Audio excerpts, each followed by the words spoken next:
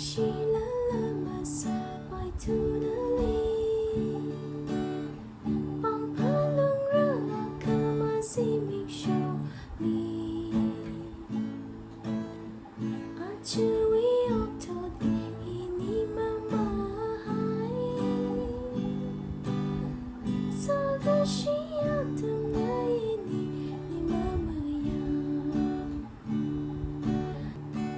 Kazin kuma de chamara ko nishitra Kaini wilay gashimahan uli pa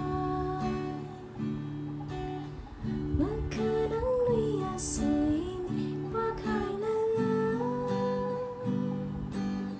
Chara mata luya sa tuiga hai wibang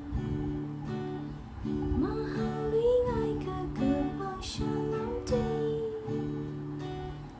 Kahal palong rali masapay nali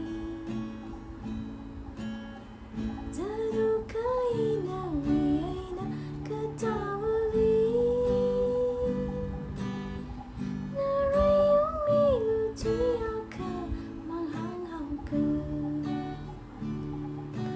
Kazin kumuda chambara ko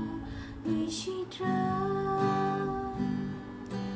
Kaini wilay gashimahan uli pa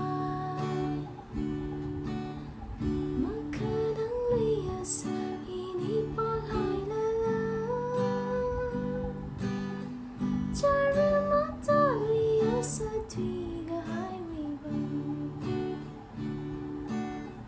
Lay gashi wining ka chod hitala